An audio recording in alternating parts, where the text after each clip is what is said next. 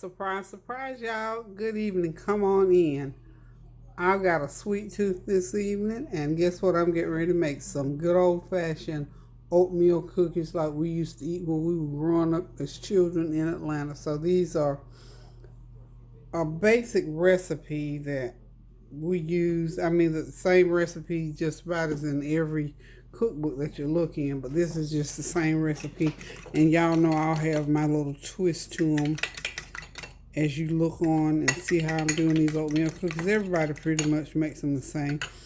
The eggs, butter, sugar, raisins, oatmeal, flavor, and I'm going to add molasses to mine. These most of the recipes I'm seeing doesn't have molasses. I haven't made oatmeal cookies in 100 years, so these are Peggy's good old-fashioned grandma's oatmeal cookies, or Mama's. Really, my grandma didn't do a lot of baking. My mother mostly did.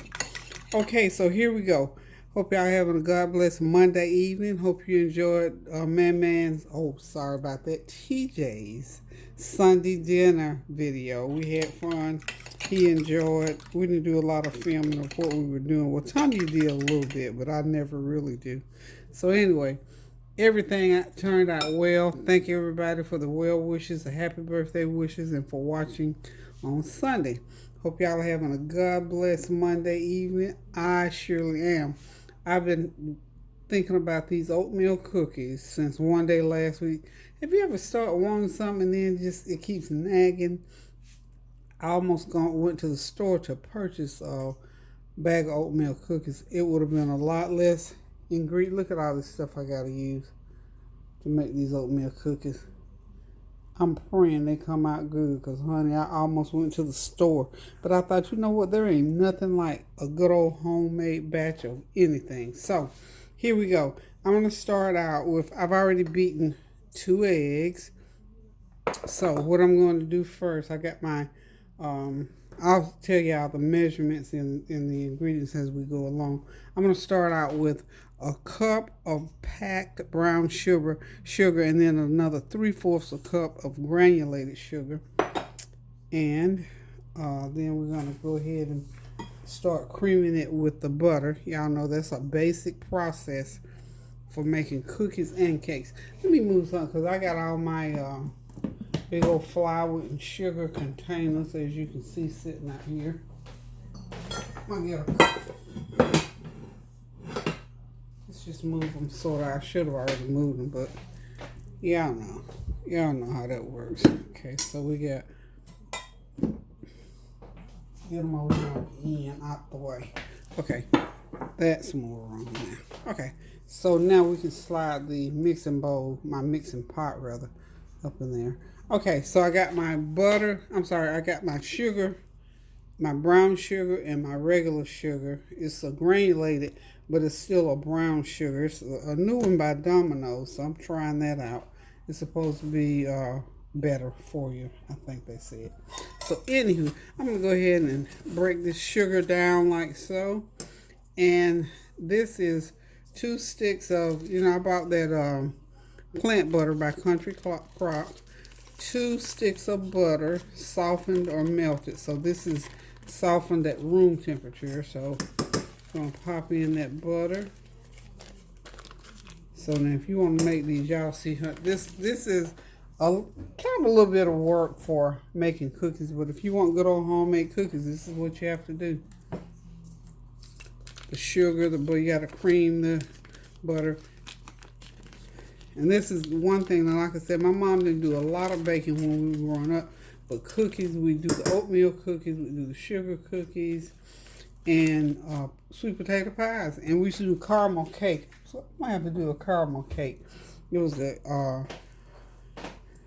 old style caramel cake. We just made up a cake batter, made up your own caramel out of butter, sugar, and flour in the frying pan, almost like you get ready to make a roux for gravy.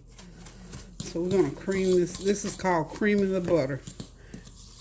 Just simply mixing the butter and sugar together, and then I'm going to pour the eggs in there, and that's going to make it a little bit easier to get mixed up in there. Okay, I'm going to go ahead and drop those 2 eggs in there. I'm going to put my wire whisk in here shortly. But I want to go ahead and get this part done first. Okay. We get the eggs, the butter, and all that in. I think the next thing I'm going to get, it basically is getting your wet ingredients in. So I'm going to go ahead and get me a tablespoon of vanilla flavor, which is a little bit more than is called for, because this is not pure vanilla extract. This is the imitation. One of these days I gotta just break down and buy that pure vanilla extract. Okay, get that worked in. Okay,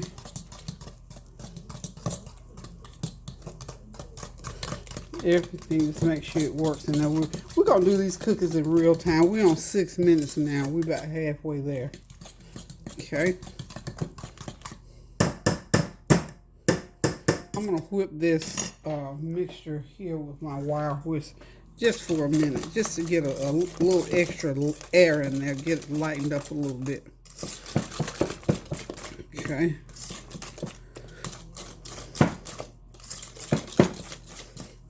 Okay, I think we got it going pretty good there. So the next thing we're going to put in there is some flour. So this calls for 2 cups of flour. Okay. Now you know this mixture is going to get real tight and stiff because you notice you're not putting any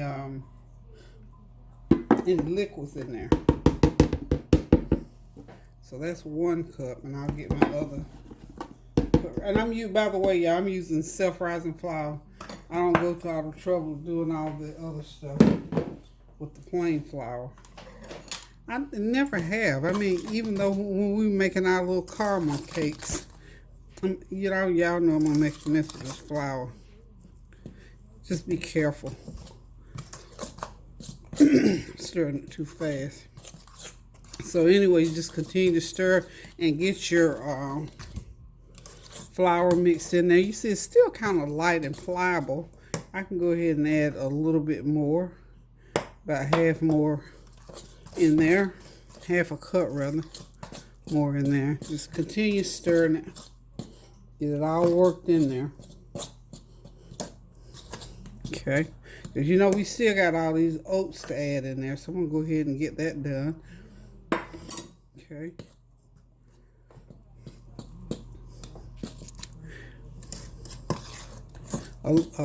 Just a couple of tablespoons of water.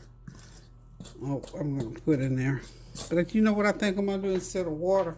I'm going to go ahead and add me a little bit of pet milk.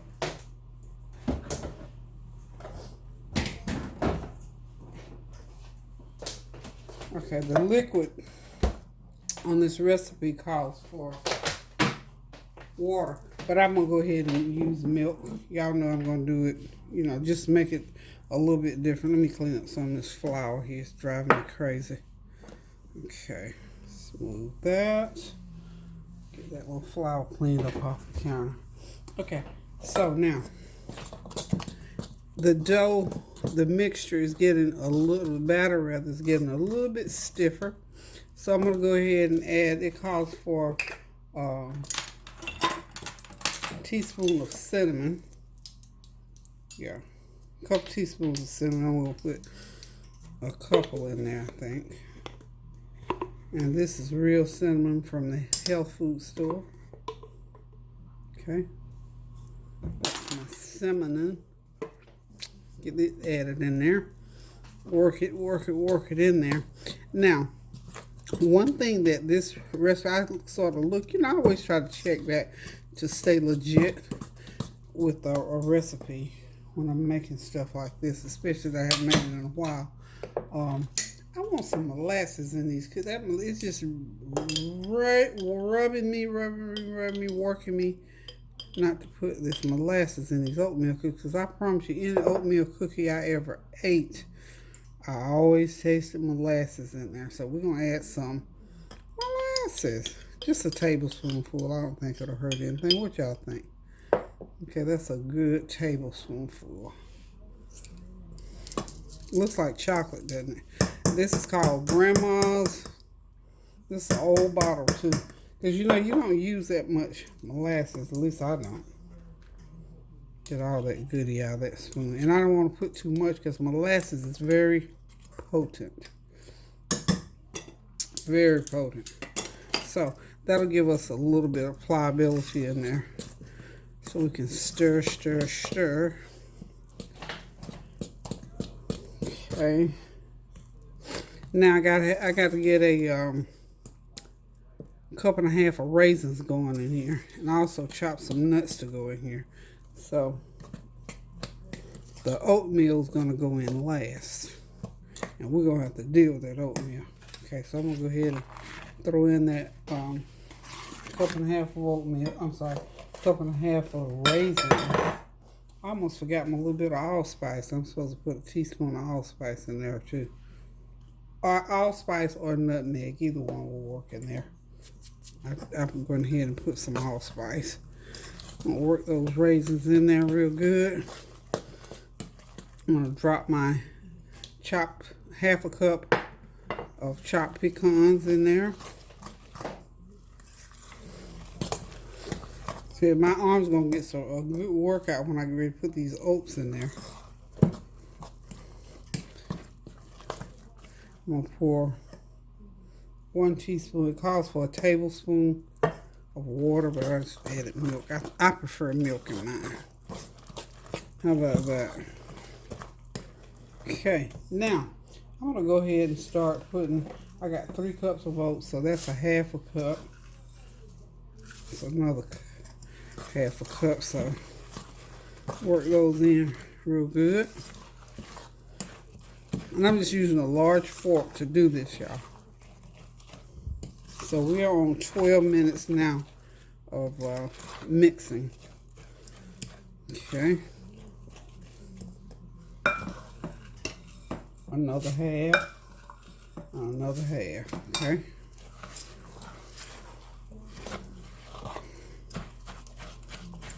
Okay.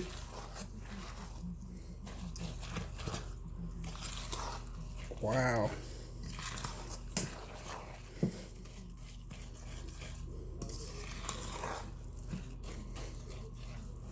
And these are only going to have to bake about 12 minutes. So this is the last cup I'm putting. So that's the last cup of oatmeal in there. Y'all know I've been wanting to do this for almost a week. So now I got it done. It doesn't really take that long. It's just that you have quite a few ingredients that go in there. Quite a few. So.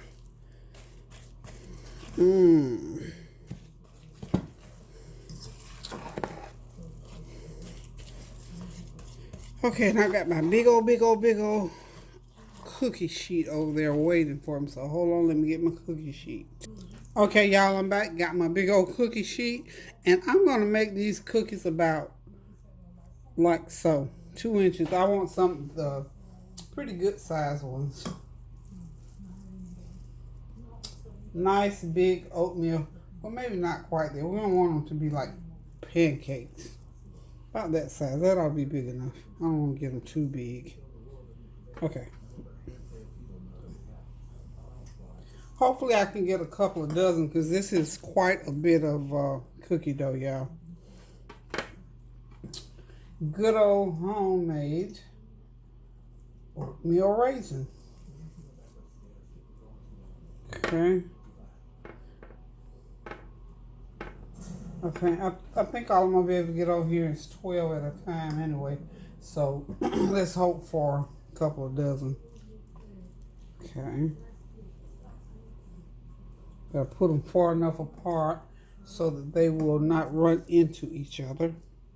And these I'm going to since I'm baking them big, making them kind of big, I'm going to cook them for about 12 minutes. Ooh, that's too small. Cook them for about 12 minutes to make sure they're good. I did one sample and it came out real good, tastes good. Reminded me of back home, y'all.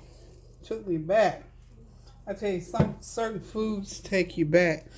And when you're eating things like this that you remember from childhood, one reason why now if you buy them at the store and they don't taste the same, that's because that tender loving care that mom used to put in or grandma put in them just in there.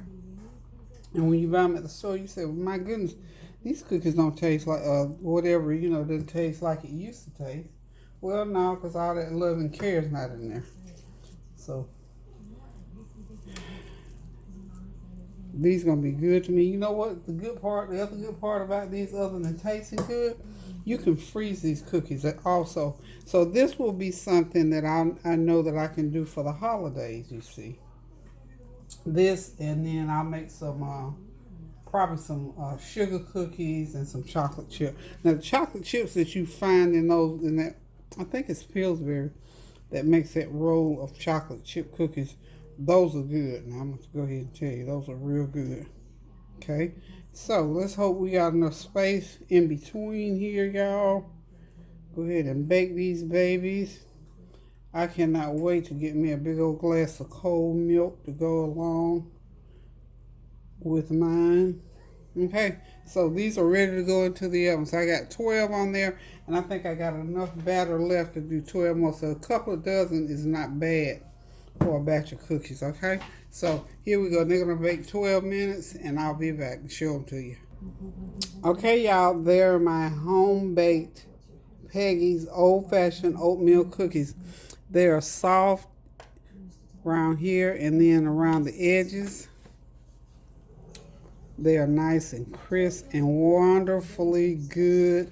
I've let them cool off. Y'all know I already had one with some milk. My neighbor came over and sat down and enjoyed a couple, and I sent some to her daughter. So that's Peggy's old-fashioned oatmeal raisin cookies. Oh, pecan oatmeal raisin cookies.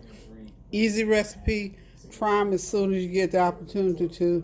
Thank y'all for tuning in with me now. And listen, guys, thank y'all so much for continuing to pray, standing in the gap, uplifting somebody. And remember the people that are still going through these storms. Keep them high and lifted. That storm, is, I understand, another one is coming up the Gulf Coast. And whatever was already out there is still going on. So just keep our sisters and brothers who are going through this weather, just keep them high and lifted, prayed up, and stand in the gap for them. And continue to pray without ceasing as always. Listen, guys, it's getting a little late. I'm getting ready to rest, kick my feet up, and eat me one more cookie with a little bit more milk, and I'm going to turn it in for tonight. So thank y'all for tuning in. Keep those prayers going up now so the blessings will continue to come down. And please, whatever you do, pray without ceasing. Love you guys. Toodaloo.